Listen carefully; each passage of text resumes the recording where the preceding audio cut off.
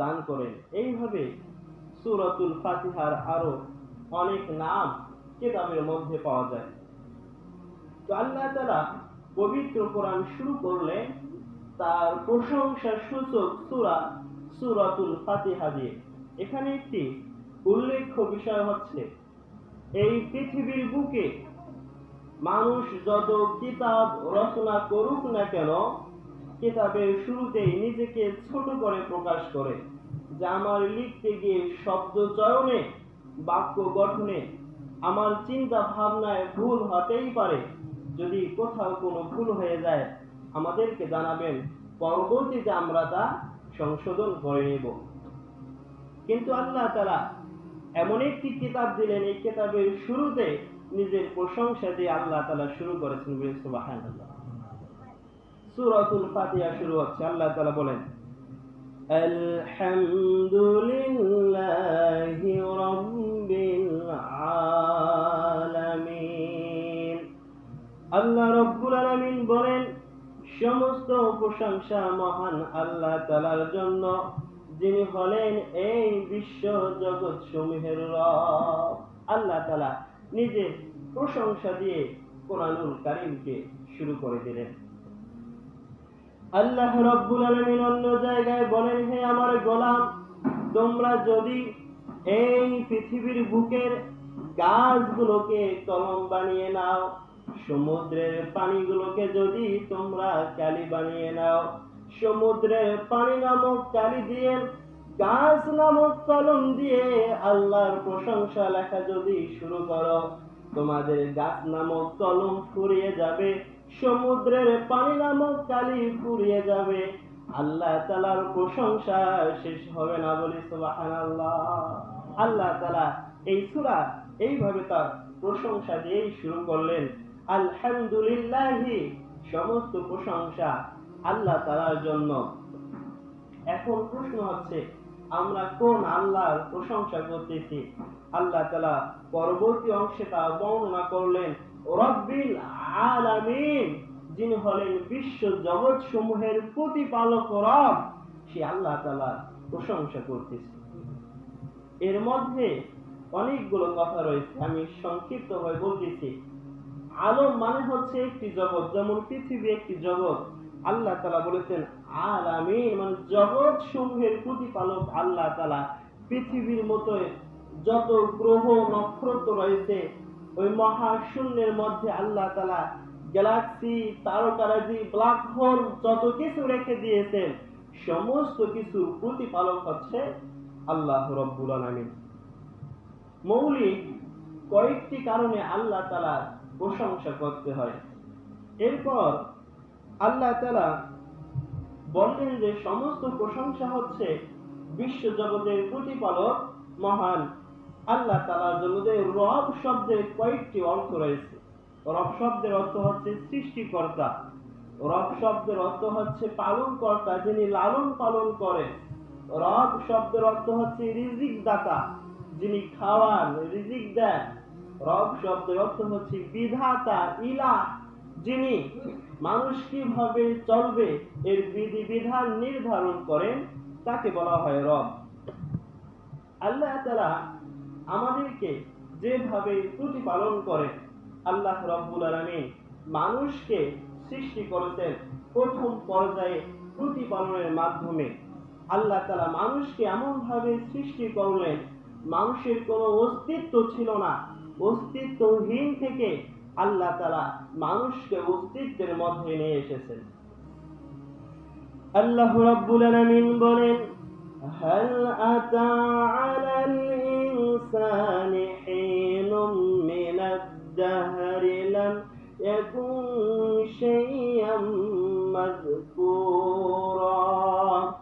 আল্লাহ তাআলা বলেন, মানুষের উপর দিয়ে এমন একটা সময় কি অতিবাহিত হয়ে যায়নি, মানুষের উপর দিয়ে এমন একটা সময় অতিবাহিত হয়ে গিয়েছে যে সময় মানুষ উল্লেখ করার মতো কোনো কিছুই ছিল না। আল্লাহ তাআলা অন্য জায়গায় বলেন, কাইফা তাকফুরুনা বিল্লাহি ওয়া কুনতুম আমওয়াতান ফাআহইয়াকুম সুম্মা ইউমীতুকুম সুম্মা ইউহয়ীকুম সুম্মা ইলাইহি তুরজাউন।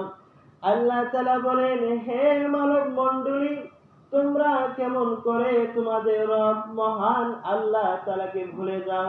তোমরা ছিলে মৃত, মৃত থেকে আল্লাহ তাআলা তোমাদেরকে জীবন দিয়েছেন। এই জীবন শেষ হয়ে যাবে, আবার মৃত্যুবরণ করতে হবে, আবার আল্লাহ তাআলা তোমাদেরকে জীবন দিবেন, আবার সেই মহান আল্লাহ তাআলার কাছে ফেরত যেতে হবে বলে সুবহানাল্লাহ। আল্লাহ তাআলা এইভাবে মানব সৃষ্টির কথা উল্লেখ করলেন। আল্লাহ রাব্বুল আলামিন বলেন, ওয়ালাকাদ খলাকনাল ইনসানা মিন সুলালাতিন মিন তিন সুম্মা জাআলনাহু নুতফাতান ফি করারিন মাকিন। আল্লাহ তাআলা বলেন, আমি মানব জাতিকে সৃষ্টি করলাম মাটি থেকে। এরপর আল্লাহ তাআলা বলতেছেন, আমি নুতফা আকারে মানুষকে সৃষ্টি করেছি। তুচ্ছ নাপাক শুক্রাণু থেকে আমি মানুষকে সৃষ্টি করেছি। মানুষকে আমি সুরক্ষিত আধারের মধ্যে, মায়ের রেহেমের মধ্যে, সুরক্ষিত আধারের মধ্যে আমি মানুষকে প্রতিপালন করেছি। এরপর আল্লাহ তাআলা বলেন, অতঃপর সেই নুতফাকে আমি আলাকা ঝুলন্ত অবস্থায় রেখেছিলাম, একটা রক্তপিণ্ডর মধ্য করে মানুষকে রেখেছিলাম। এরপর আল্লাহ তাআলা বলেন, এই রক্ত থেকে মানুষকে মুদ্গা বানিয়েছি, চিবানোর মতো মাংস বানিয়েছি। এরপর সেই মানুষের মধ্যে আমি হাড্ডি দিলাম, সেই হাড্ডির মধ্যে গোশত দিলাম, চামড়া দিলাম, সুন্দর করে মায়ের সংকীর্ণ জায়গা থেকে ছোট্ট মাসুম বান্দা হিসেবে আমি আমার বান্দাকে দুনিয়ার মধ্যে নিয়ে আসলাম বলে সুবহানাল্লাহ। আল্লাহ তাআলা এইভাবে মানব সৃষ্টির মাধ্যমে মানুষকে প্রতিপালন করেছেন। এরপর একটা বাচ্চা যখন পৃথিবীর মধ্যে আসলো, দুনিয়ার আপন বলতে তো আর কেউ নেই, এই মাত্র যে বাচ্চাটা জন্মগ্রহণ করলো, আল্লাহ তাআলা পিতা মাতার অন্তরের মধ্যে বাচ্চার জন্য এমন ভালোবাসা সৃষ্টি করে দেয়, এমন ভালোবাসা পয়দা করে দেয়, সন্তান যখন কান্না করে মা যে জায়গায় থাকুক না কেন সন্তানের কাছে ছুটে আসে। আল্লাহ তাআলা এইভাবে মানুষকে প্রতিপালন করেছেন। আল্লাহ তাআলা এইভাবে বলতেছে, আমি হচ্ছি এই বিশ্ব জগৎ সমূহের রব। আমি যেমন জগৎ সমূহকে প্রতিপালন করি, মানুষকেও এইভাবে আল্লাহ তাআলা প্রতিপালন করেছে। এরপর আল্লাহ তাআলা হচ্ছেন রিজিক দাতা। রব শব্দের অর্থ হচ্ছে রিজিক দাতা, যিনি বান্দাকে রিজিক দিয়ে থাকেন। মানুষের রিজিকের চাবিকাঠি একমাত্র আল্লাহ তাআলার হাতে। পৃথিবীর যত মাখলুকাত রয়েছে, যত সৃষ্টি রয়েছে, সমস্ত সৃষ্টিকে আল্লাহ তাআলা খাওয়ান। একটা পাখি যখন সকালবেলা বাসা থেকে বের হয়ে আসে, কোথাও তার খাদ্য রিজার্ভ করা থাকে না, শূন্য পেট নিয়ে পাখি বের হয়ে যায়, পেট পরিপূর্ণ করে তার বাসার মধ্যে পৌঁছে যায় বলে সুবহানাল্লাহ। পৃথিবীর মানুষ তার মুখে খাবার তুলে দেয় না, মহান আল্লাহ তাআলা পাখিকে খাওয়াইয়ে রিজিকের ব্যবস্থা করে সন্তানদের জন্য আবার খাবার নিয়ে ওই পাখিটা তার নিজ গন্তব্যে চলে যায়। আল্লাহ তাআলা এইভাবে রিজিকের ব্যবস্থা করেন। এই সম্পর্কে আল্লাহ তাআলা পবিত্র কোরআনের মধ্যে বলেছেন, ওয়ামা মিন দাব্বাতিন ফিল আরদি ইল্লা আলাল্লাহি রিজকুহা। আল্লাহ তাআলা বলেন, পৃথিবীতে বিচরণশীল যত প্রাণী রয়েছে, সমস্ত প্রাণীর রিজিকের দায়িত্ব হচ্ছে মহান আল্লাহ তাআলা। সুবহানাল্লাহ। আল্লাহ তাআলা সমস্ত কিছুর রিজিকের দায়িত্ব নিয়েছেন। এরপর আল্লাহ তাআলা হচ্ছেন আমাদের বিধাতা। আল্লাহ তাআলা আমাদেরকে বিধান দিয়েছেন, তার বিধান মতো